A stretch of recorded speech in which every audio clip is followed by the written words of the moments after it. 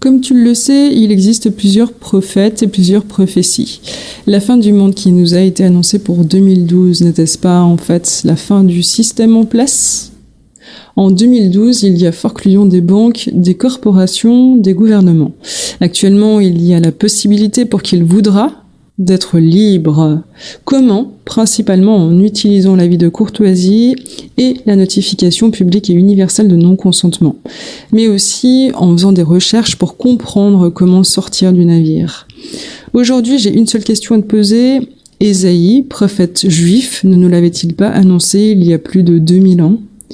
Qui est Ésaïe ? Selon le dictionnaire 2 de Paul Robert, édition de 88, il nous dit d'une part que les prophéties d'Ésaïe, elles exaltent la puissance de Yahvé seul, aux dépens des forces humaines qui mènent au malheur.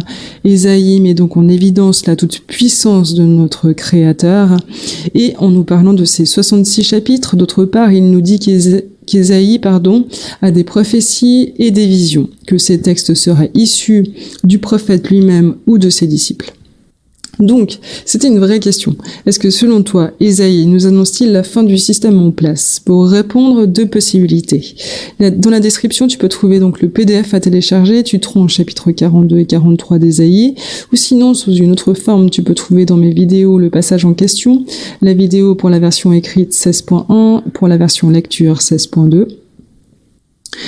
D'une manière ou d'une autre, je te propose d'en prendre connaissance en lisant et ou en écoutant pour que tu aies ta propre opinion, ta propre interprétation, avant de revenir à cette vidéo numéro 16.3, dans laquelle je vais, au moyen du dictionnaire 1 de Paul Robert, cette fois-ci édition de 1990, mettre en évidence certains mots du chapitre 42-43 d'Ésaïe et en donner leur sens, ce que je suppose qu'ils conviennent au contexte du texte. Ici, si tu penses que d'autres sens seraient plus à propos, fais-en part à tout le monde, que l'on puisse en profiter dans les commentaires, ça serait cool. En plus des sens contextuels, je te propose à la fin de la vidéo des sens non contextuels, autrement dit d'autres définitions de ces mêmes mots, qui n'ont pas de sens dans le contexte des chapitres 42-43, mais qui tout de même sont intéressants pour ouvrir toujours un peu plus l'esprit. À toutes. Avant de passer à la suite, et étant donné que tu as lu et ou écouter les paroles, je te propose, je te prie d'écouter ceci. C'est ce que je nomme la loi de l'Éternel. L'Éternel dit, voici mon serviteur, celui que je soutiendrai, mon élu, en qui mon âme prend plaisir. J'ai mis sur lui mon esprit. Il manifestera la justice aux nations. Il ne crie pas, ne lève point sa voix, ne la fait pas entendre dans les rues. Il ne brise pas, il n'éteint pas, mais il manifeste la justice avec vérité. Il ne se ralentit ni ne se précipite, jusqu'à établir la justice sur la terre. Les îles espéreront en sa loi. Moi, l'Éternel, dit-il, je t'ai appelé dans la justice, je te prends par la main, je te garde. Il nous le donne pour alliance avec le peuple, pour ouvrir les yeux des aveugles, faire sortir de prison le captif et du cachot ceux habitant dans les ténèbres. Il est l'Éternel, tel est son nom. Chantez à l'Éternel. De l'extrémité de la terre, vous qui voguez sur la mer et tout ce qui y est, les îles et leurs habitants. Que tous chantent de joie, qu'ils rendent gloire à l'Éternel et publient sa louange dans les îles. Sourds, écoutez, et vous, aveugles, regardez et voyez. Le messager qu'il nous envoie n'est ni aveugle, ni sourd. Ô Jacob, ô Israël, ne crains point, car il t'a racheté. Il t'a appelé par ton nom. Tu es à lui. Si tu traverses les eaux, il sera avec toi, et les fleuves, car ils ne te submergeront point. Car il est l'Éternel ton Dieu, le Saint d'Israël, ton Sauveur. Tu es précieux à ses yeux, tu es honoré, et il t'aime. Ne crains point, car il est avec toi. Tous ceux qui sont appelés de son nom, il te ramènera, et il nous rassemblera, alors que nous sommes dans des pays éloignés, au bout de la terre. Il n'y a point de Dieu formé avant lui, et il n'y en aura point après lui. C'est lui qui est l'Éternel, et il n'y a pas d'autre sauveur que lui. C'est lui qui a annoncé la délivrance, il l'a donnée, et il l'a fait connaître. Nous en sommes ses témoins. il est Dieu. Lui, l'Éternel, il est notre saint, le Créateur d'Israël, notre roi. Il a ouvert un chemin dans la mer et un sentier dans les eaux puissantes. Il a fait sortir chars et chevaux, armés et forts guerriers, pour être couchés ensemble et ne plus se relever. Il annonce une chose nouvelle. Maintenant, elle va se produire. Tu vas la connaître. C'est qu'il met un chemin dans le désert, des fleuves dans la solitude, pour abreuver son peuple qu'il a élu. C'est lui qui efface nos forfaits, pour l'amour de lui, et il ne se souviendra plus de nos péchés. Fais-lui ressouvenir et plaide avec lui.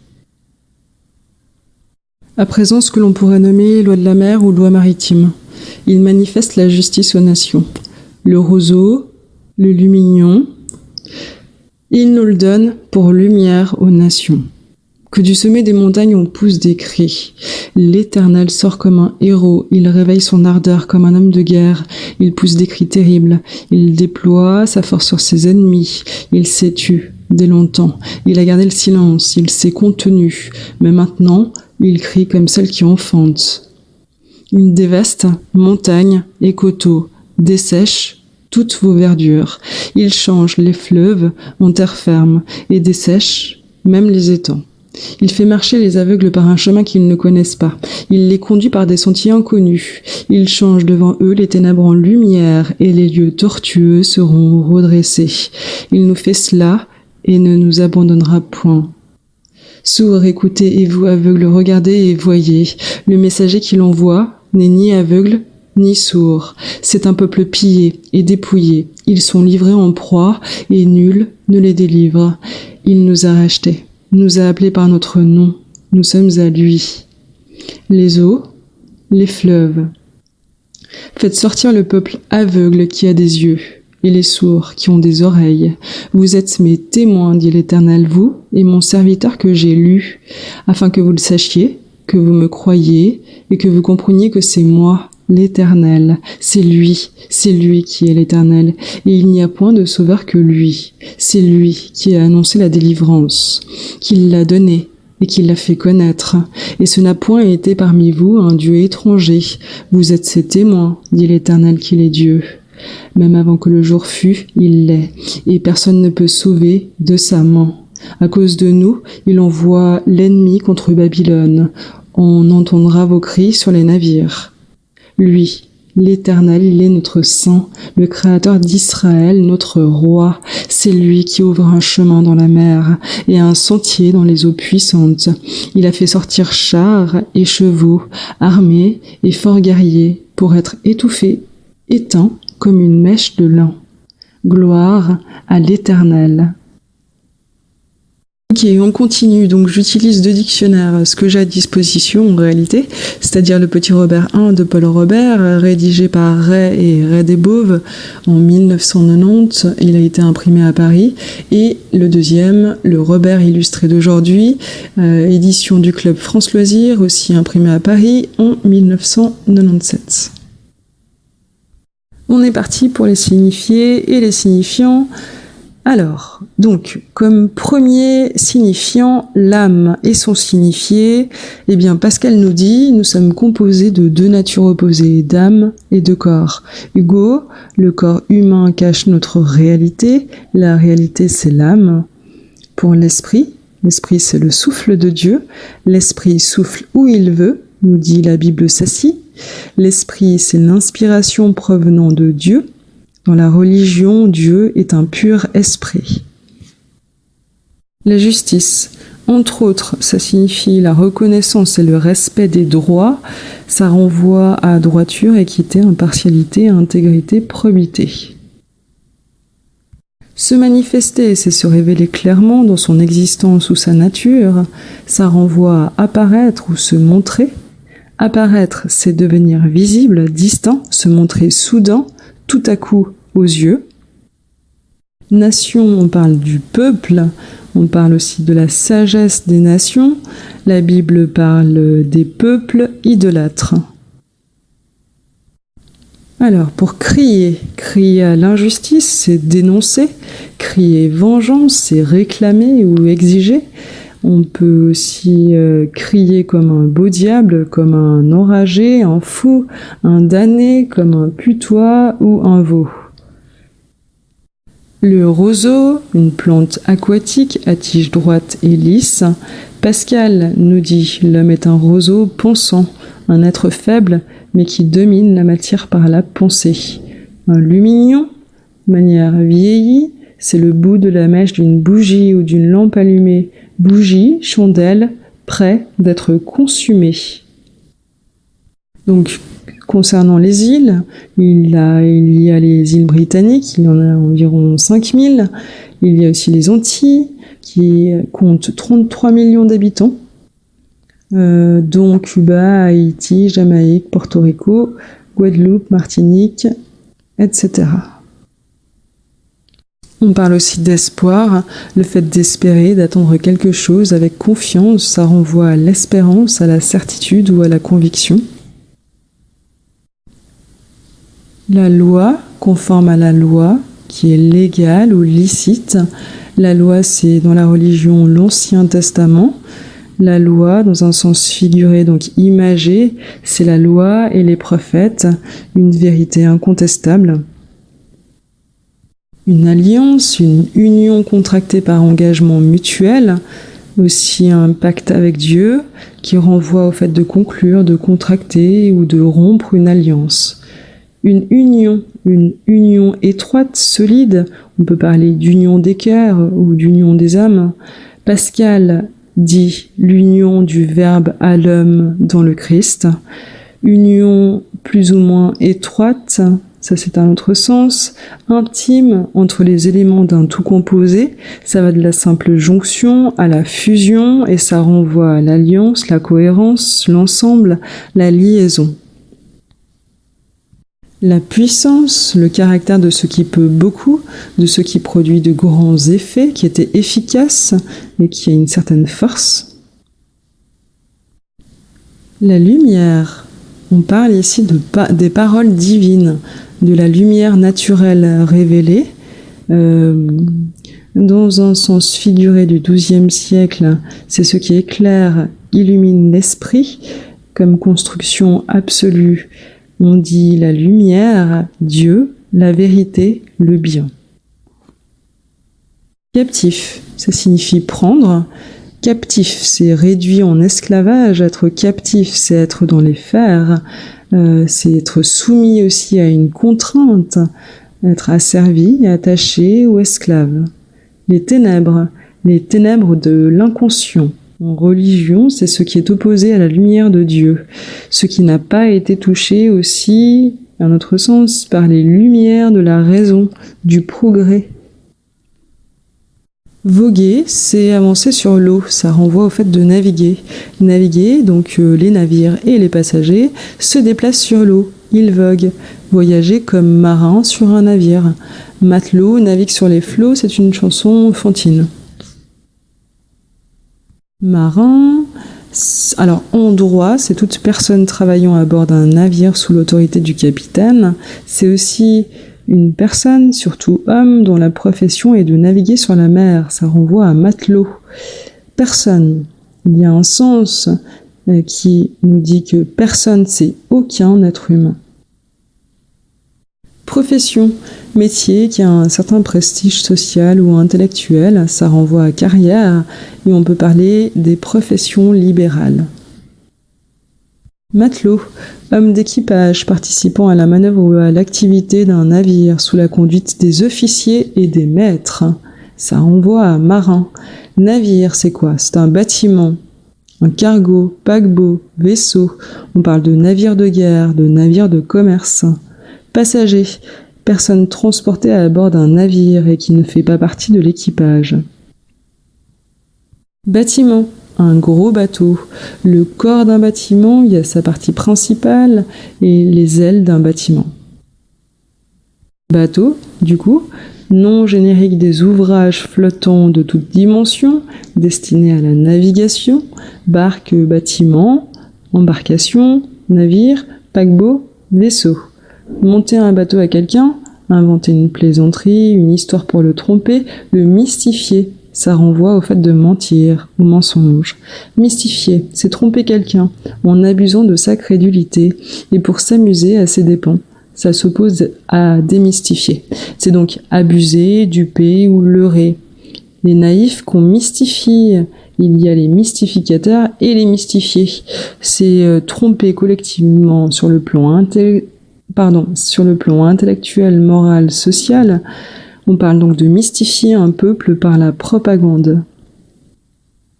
Habitants, personnes qui habitent une maison, un immeuble. Fleuve, cours d'eau important, grande rivière, remarquable par le nombre de ses affluents, l'importance de son débit, la longueur de son cours, et qui se jette dans la mer. Tortueux, plein de détours, qui ne se manifeste pas franchement, des manœuvres tortueuses, un esprit tortueux, retors, des antonymes.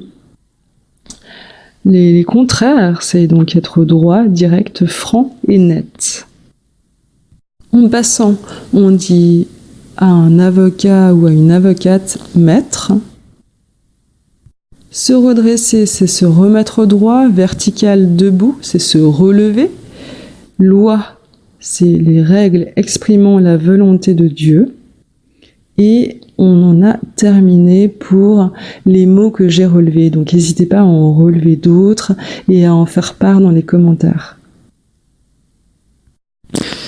Donc peut-être que vous vous posez la question de savoir pourquoi est-ce que je fais cet enregistrement. Eh bien, je vais vous dire la vérité. J'ai fait une promesse, j'ai fait un vœu, j'ai juré. Quand je saurai, je le partagerai. Et donc simplement, c'est ce que je fais.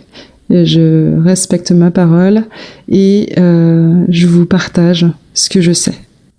En l'occurrence, dans les faits, mon avis de courtoisie n'a pas été réfuté par mes répondants. Continuons, je vous le propose, avec l'âme. L'âme, c'est l'ensemble des états de conscience communs aux membres d'un groupe. On parle de l'âme d'un peuple. Renan, une nation est une âme. Musset, aimer, c'est se donner corps et âme tout entier, de toute son âme ou de tout son cœur.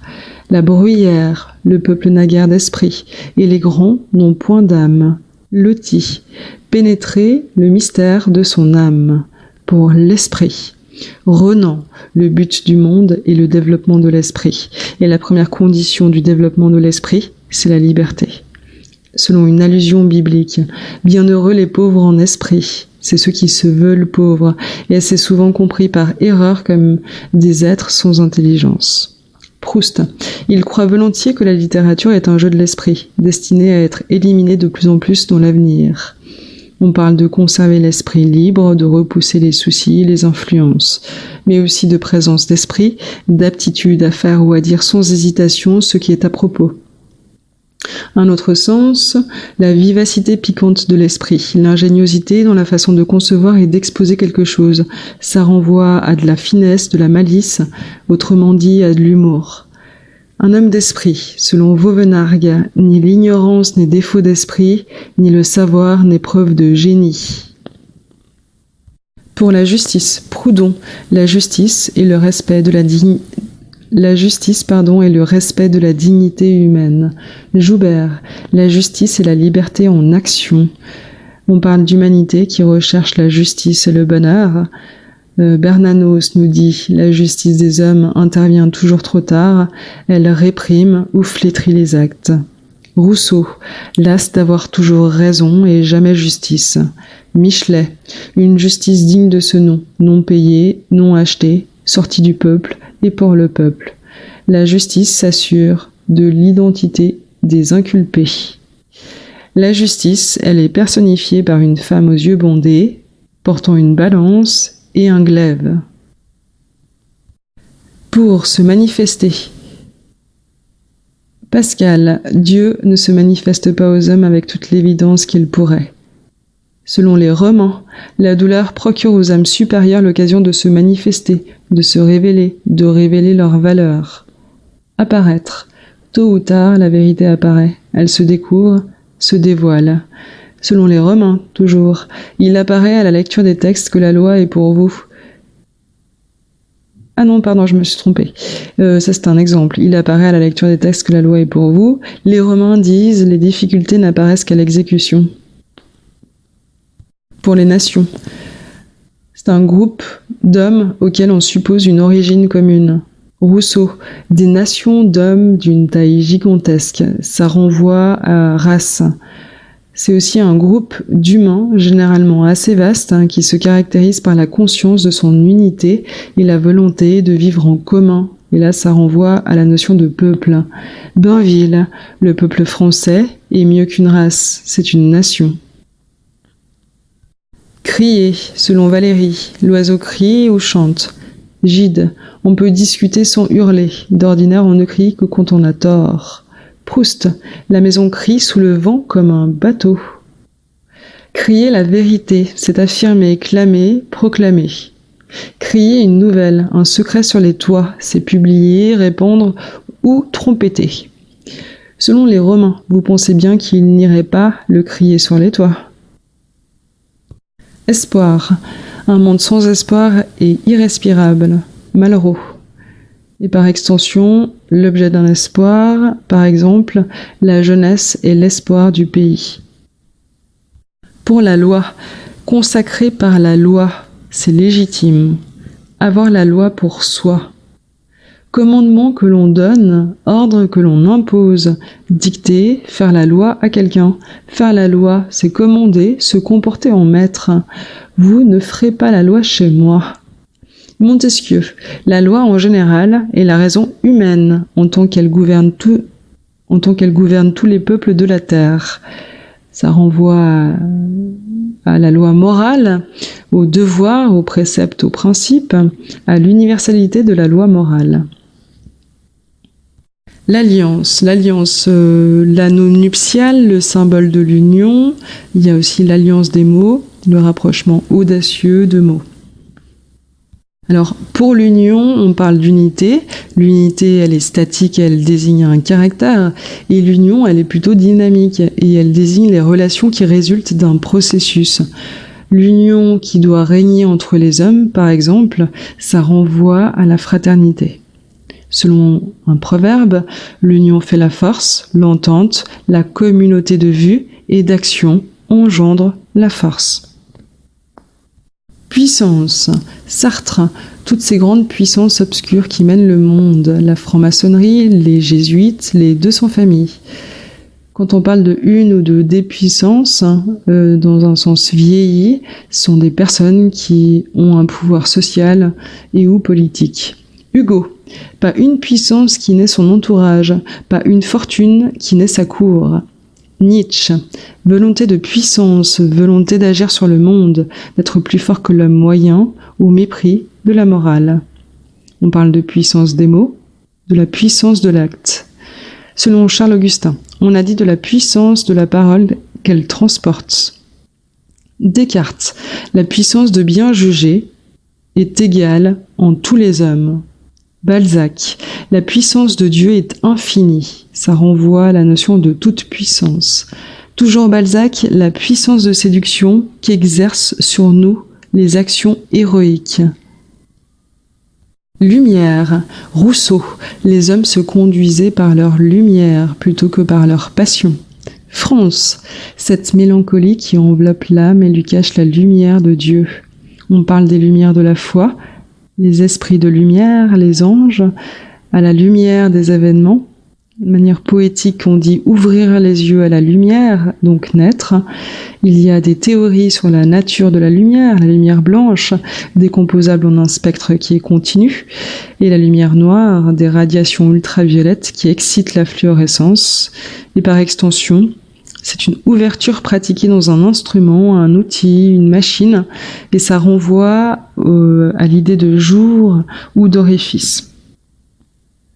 Pour le mot captif, en 1845, ils ont rajouté le sens de chose, donc un ballon captif retenu par un câble.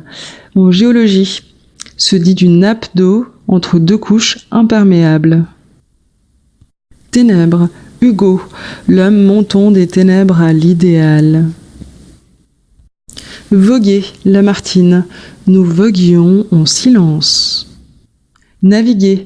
Henri Monnier, le char de l'État navigue sur un volcan. François Mauriac, le chrétien, navigue à contre-courant. Pour marin, les Grecs, peuple de marins. Profession. Molière, la profession d'hypocrite a de merveilleux avantages. Jean Leron d'Alembert, la profession épineuse de journaliste. Valérie, votre profession de chirurgien est l'une des plus entières qui soit. Michelet, ceux qui faisaient profession, c'est-à-dire une occupation habituelle, donc ceux qui faisaient profession de vivre noblement, c'est-à-dire de ne rien faire. Navire, on parle de mauvais navire, donc un rafio, navire hôpital, navire école. Il y a un numéro, le numéro d'un navire, sa nationalité, un navire amiral sur lequel est embarqué l'amiral, le chef d'une formation navale, des navires jumeaux possédant les mêmes caractéristiques de construction, et en droit, ce sont tous les bâtiments de mer, qu'ils soient gros ou petits.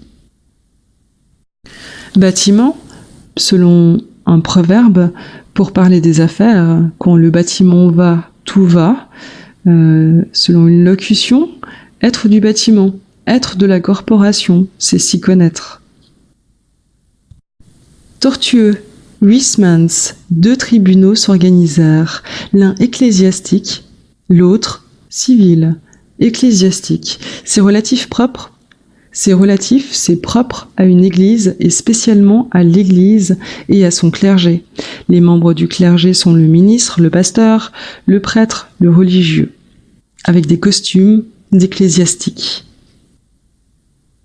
Le comte, les professeurs de l'université strasbourgeoise, les scientifiques avec leur toque, leur épitoge et leur ceinture rouge, les littéraires en jaune. La toque, on peut parler de la toque de juge. Gustave Flaubert, le magistrat l'avait reçu debout, hermine à l'épaule et toque en tête. Se redresser, tiens-toi droit, redresse-toi, efface les épaules. Loi, règle dictée à l'homme par sa conscience, sa raison. On parle de loi naturelle, de droit naturel, de principe, mais aussi des lois de l'honneur, des lois de la politesse, des lois de l'esprit. Ce sont des axiomes fondamentaux qui donnent à la pensée sa valeur logique. Un axiome, c'est une vérité qui est indémontrable mais évidente, une proposition qui est admise par tout le monde sans discussion. Un exemple avec Giraudoux, l'axiome d'après lequel il faut écarter tout parent d'une opération.